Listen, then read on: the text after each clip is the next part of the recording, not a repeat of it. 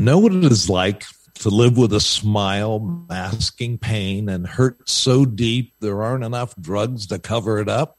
Today, death, drugs, and church with Jeff Bryant. Welcome to Church Hurts and the good, the bad, and the ugly about church, religion, and spirituality with a dash of recovery thrown in.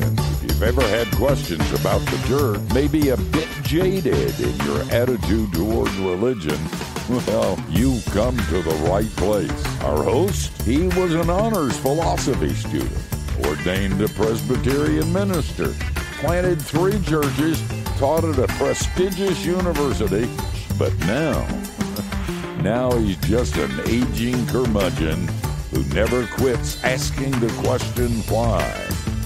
The host of Church Hurts and Dr. John Bash. It is hard to imagine, but there was a day when in the selection of marriage partners, they began with the assumption that you would choose someone from your own ethnic identity and religious affiliation. This wasn't a problem for those whose lives were completely surrounded by only such people anyway. The Dutch married Dutch, Scots married Scots, Mexicans married Mexicans, Chinese married Chinese. Notice how I started with national identities, because you know it gets messier when we add religion into it. Surely a nice Scottish lass raised in the Church of Scotland wouldn't want to marry a Roman Catholic Scot, of all things, would she? If this were a discussion group, all of you'd be ready with stories of your own. You know someone whose parents were horrified when he married a Russian girl, and at the wedding, ... These are stories that include way too much relational pain, generational conflict, historical changes, and cultural metamorphosis. They are hard to understand, more challenging to live, and often produce irreconcilable damage to children who find it all just stupid. So let's cut beneath all of those external cultural, national, and religious labels and dive into the home. Here we have a happily married couple with 3 children. Issues arise, as they always do, some more significant than others. How does the couple navigate these challenges as they turn to their important fundamental values? She thinks church would help if they would go together as a family. He's not surprised because she's always been a bit more spiritual than him. Go ahead, honey, take the kids. But I'd like you to come with us, she implores. To say the least, he isn't tempted. Years go by, with the script remaining the same. He misses that the issue isn't about church at all, really. His wife longs for faith to play a part in their marriage, their family, their decisions. The bickering between the two of them becomes more commonplace.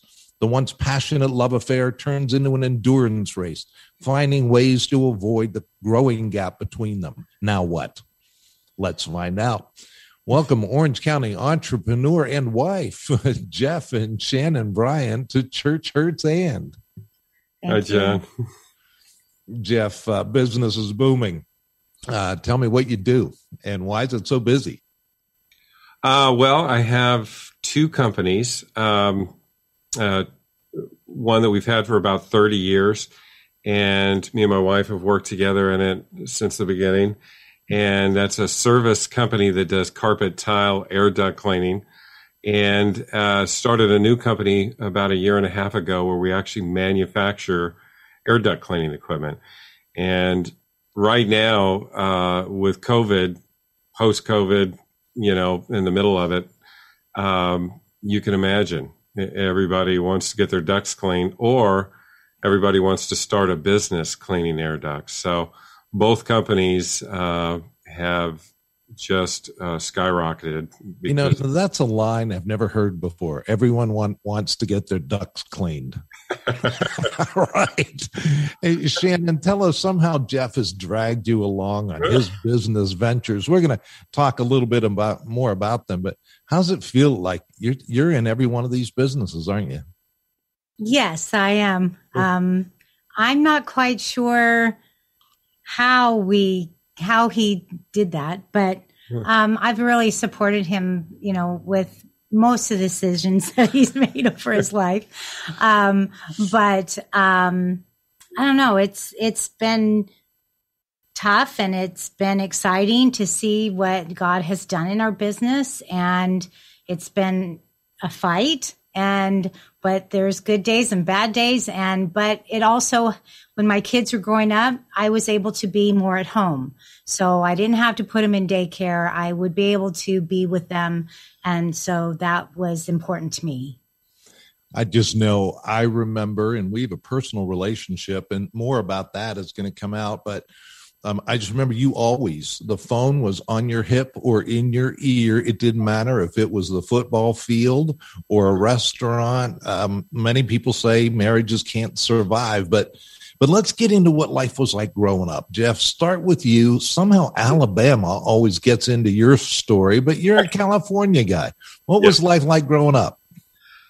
Well, my dad and my dad's family was all from Alabama, and with the last name Bryant, and somehow distant related to Paul Bear Bryant, that's how it all began. And I was actually born there, but my dad went to school out here. So my dad, for fun, I think, would send me back to Alabama for summers, and these weren't vacations. So, I have cousins with shrimp boats in Bala Battery. I had my Uncle Emmett with a shrimp boat where he built shrimp boats. So there was always work to do in the heat of the summer in Alabama. So, and they loved playing with me, the California boy that would roll in for a couple of months. And you can imagine my southern cousins love that. But tell me a little bit about your dad. He was quite the entrepreneur, wasn't he? Yes. My dad was very educated, the only Bryant out of that group, my grandfather's family, which there was 8 kids. He was the only one that went to college and graduated, dual master's degree, had his law degree in Alabama, and also was a gospel quartet piano player. Growing up, he was a Marine. He played the accordion. He was an incredible musician. Just for business, he was the best businessman I've ever seen. He could turn anything in real estate into gold, and consequently, he built a very large company in the late 70s, 80s that was a real estate syndication company. And Shannon, you had more of the spiritual home, didn't you? Yes. My dad was a pastor, so I was a PK growing up until the age of 7. And then my mom and dad got divorced, and my mom basically raised us, all 4 kids, basically, but almost by herself. So when you say, when we say church hurts, and if your dad was a pastor and they got divorced, church hurts had to be part of your life pretty early. Oh, yeah. There was long periods of time that I didn't see my dad. And, that's why I say that my mom's the one who raised all 4 of us kids. So, it is what it is. And, I'm sure that it's affected my life in I'm sure many ways, but that's a whole nother subject. Well, some of it obviously had to be, Jeff, you had an eye for women from a fairly young age, but one caught your eye pretty young. Tell me about that. Well, I recognized her in junior high school when we were in junior high school, and probably too scared to approach her. She was stunning, just so beautiful. She did the Farrah Fawcett thing too back then, where she had the tubes. You could put a pencil down the side of her hair.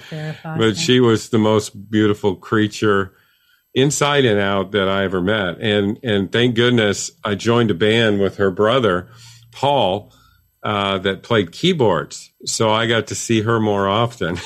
and Paul was just irritated how much I was paying attention to his little sister. But it grew at a very young age. I was immediately in love with her. I had to chase her down, though. It was a pursuit, that's for sure. And she wasn't having it, but I wasn't going to give up. So, that reminds me, my son and my daughter, 2 years younger, when she went to high school, she said, Johnny, why doesn't anybody know you have a sister? and she really wondered. Everybody's like, I had no idea that Johnny had a sister. And Johnny came clean with her a few years back. And he said, it's because I didn't want any of my friends to date you.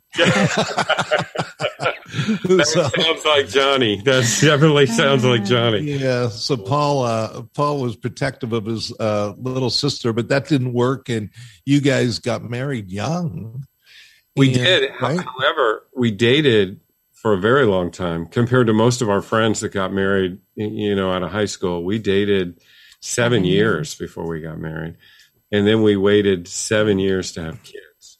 So, and you found success in business pretty young. Tell me about that. Yes. Well, we started a janitorial service company, and probably the easiest part for me about that was you had to sell the service. And so we pretty quickly blew up that company, and to the point where we had almost 200 people working for us.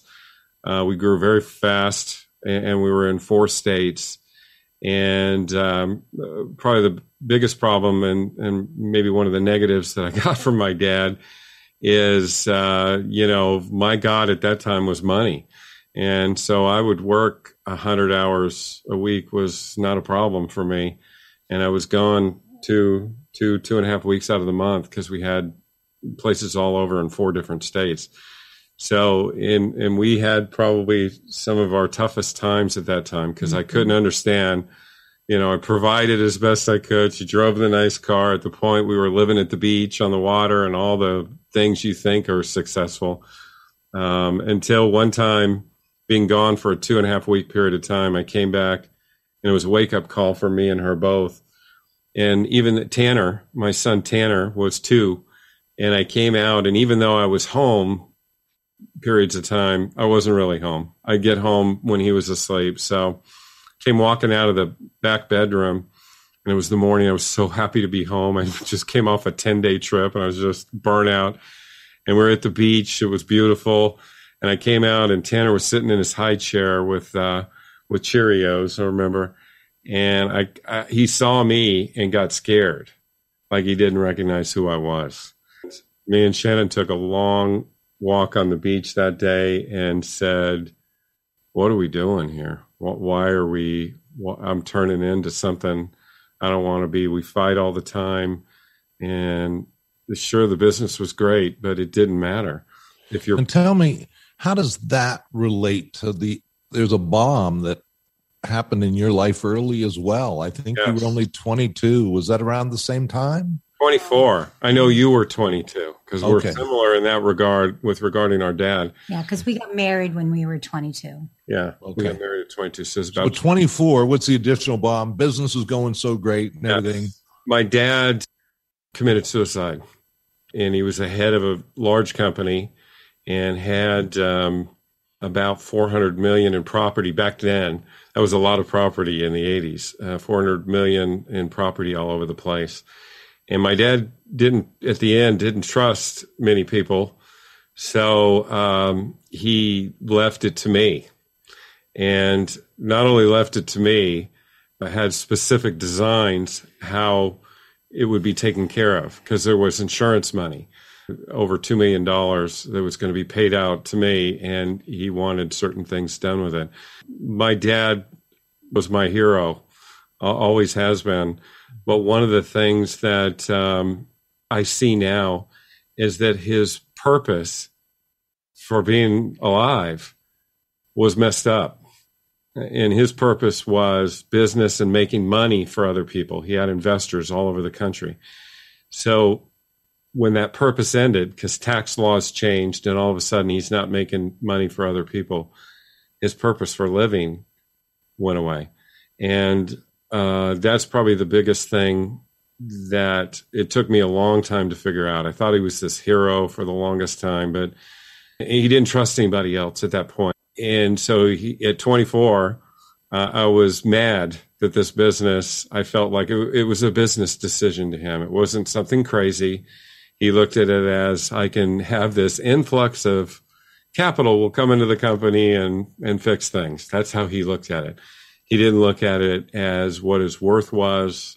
So I was incredibly angry, and then I was thrust into having to deal with it.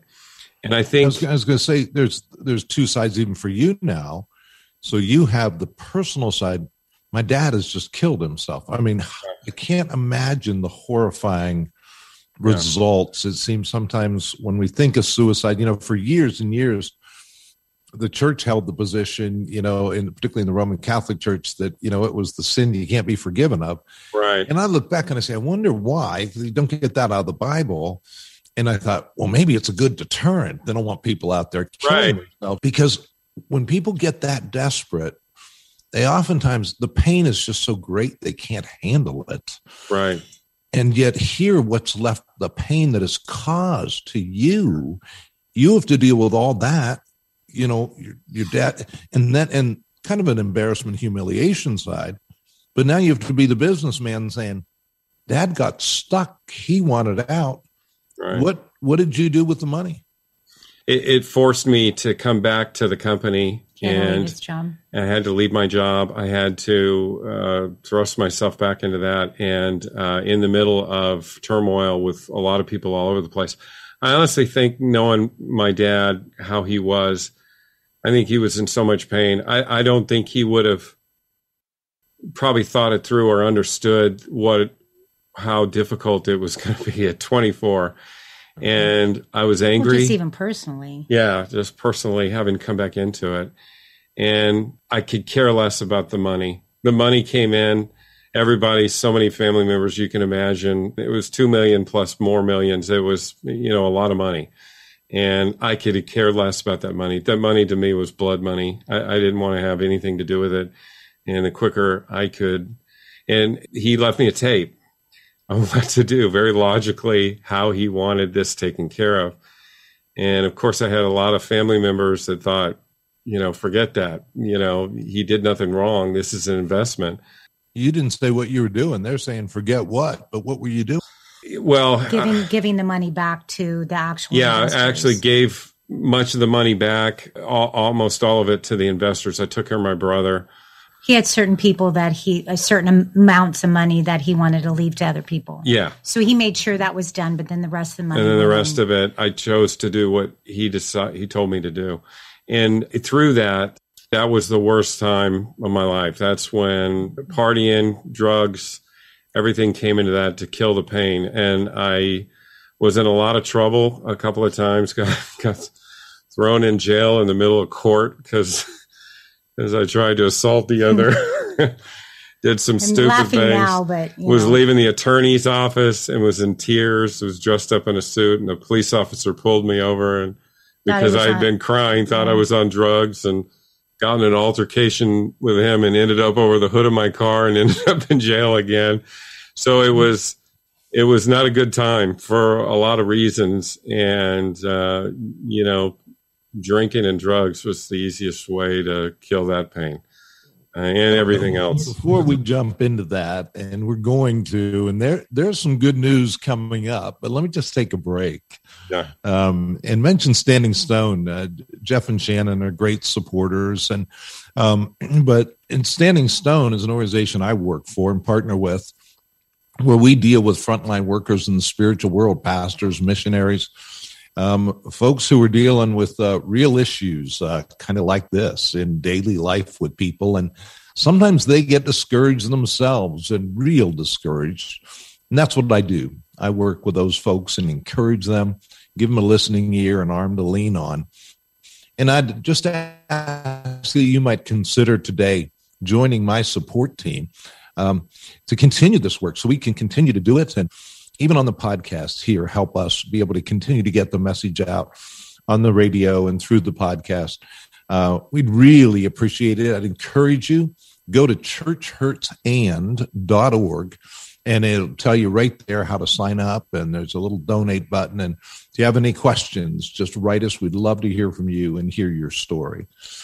And having said that, back to you, Jeff, you mentioned drugs and alcohol, and you're numbing some pain. Shannon, what was it like? You have a workaholic husband. He's lost his father. He starts escaping. You have 3 kids. Tell me about it. Well, as you know, we've had lots of conversations over the amount of time. It was tough.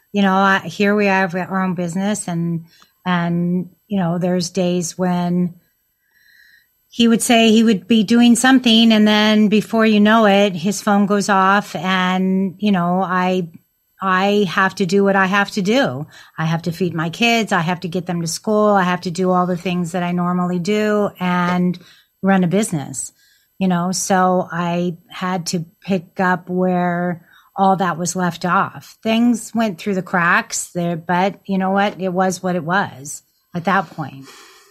But one thing you thought you could do, you ended up getting involved in a church, and you'd always ask him to come, and you'd kind of given up hope. In fact, you'd kind of given up hope on him. I prayed for a long time, long time. And it happened to be the church where I was the pastor. And tell me, from your perspective, what was it like the day on a Sunday where he actually said, I'm going to come to church? It was funny because I didn't believe him. I'm like, yeah, I'll come. I'm like, okay, well, I'm going, so you can come with me if you want, and that's kind of sort of how it was. It was, yeah. But then I told him, yeah, it's really casual. It's no big deal. It's in a building in a park, jeans, whatever. It's totally fine. But he's like, oh no, he had a totally different opinion on going to church. All right, let's get it from you, Jeff. I grew up sitting with my brother in matching suits at Baptist churches with my dad playing piano. And then going on, because he was successful at that, playing and being in big churches in front of a lot of people, and seeing church through the eyes of that, and seeing the back of church that was problematic, to say the least, that so many people were put on a pedestal, and to see them fall. So I had a very different impression at church growing up in the middle of it, that it was a show, and that it wasn't genuine. I didn't buy it. And then maybe just everything with my dad, going through with what I went through with my dad, I had a very sour taste. I was mad at God. God ticked me off.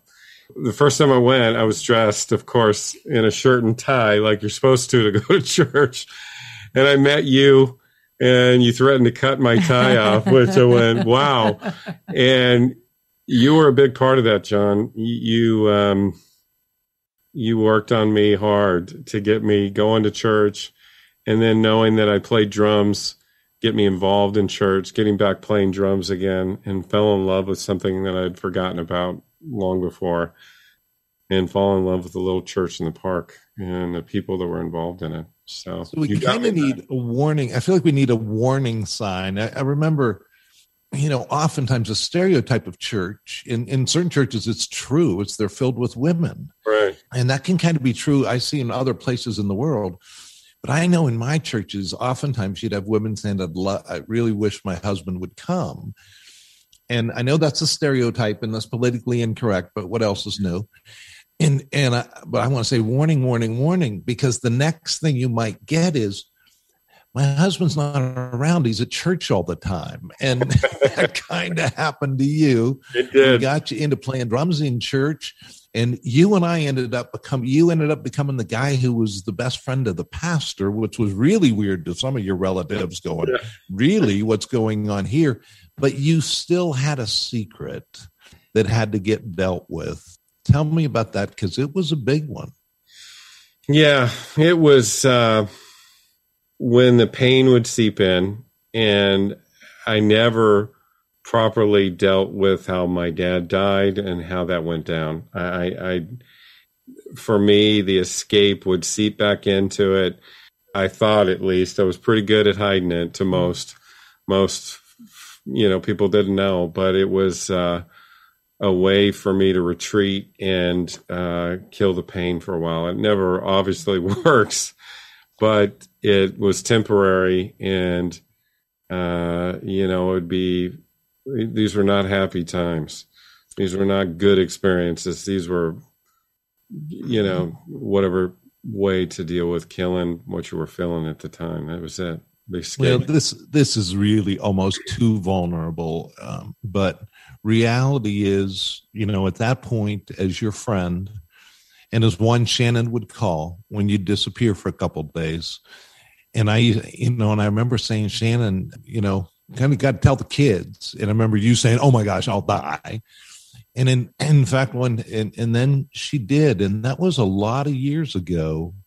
And Shannon, you got your husband back, didn't you? Yes. Yeah. It wasn't immediate, but he came home and I looked at him, and Sam wasn't old enough to really understand the whole thing. So I just pulled the boys aside and I said, this is when your dad goes away and you ask me where he is. And I just don't say much in response to them. I said, this is what Dad's doing. I said, don't say anything to anybody, but I want you to know. You don't need to be telling a teacher or whatever, but you as a family member, when Dad does this, this is what he's doing. And he came home, and I remember I walked down the hall and looked him straight in the eye, and I said, I told the boys. And he just stood there and looked at me, and I just kept walking on. And I let him stew with whatever he needed to stew with. And we had a talk later, because obviously I was extremely upset, like angry at him for doing what he did, obviously, right? And leaving me with the business and leaving me with all the things, all the big responsibilities that I had to do. And it wasn't immediate, but it got lesser and lesser and lesser. It took me a long time to trust him in regards to leaving the house. Yeah. Leaving the house or not being able to get a hold of him. That was a big trigger for me. Like, why aren't you answering your phone? Why, those kind of things, obviously, but it's been, over 20 years now. So, yeah. I mean, it's like, it's weird now because he's going out. We normally sit in the same room and work for years and years and years. It's just now that he's got the manufacturing side of things that he's actually leaving the house. And so it's just really quiet here in the office. Let me just say this, Shannon, the secrets in families, every family has a secret, and how damaging it could be, but how courageous you were to say, I'm going to kind of break this cycle. And on the other hand, Jeff, I look at Jeff, who you've become in business and in your family. And I'll just say to you guys, a couple, because we could just talk all day and I have to wind us up, but to say, I know very few people who have the kind of deep love relationship you guys have. I mean, you see it in the way you look at each other always. Even back then, it was true. But you won't stop loving each other. And Shannon, you didn't give up on him when a lot of people were telling you, give up on him.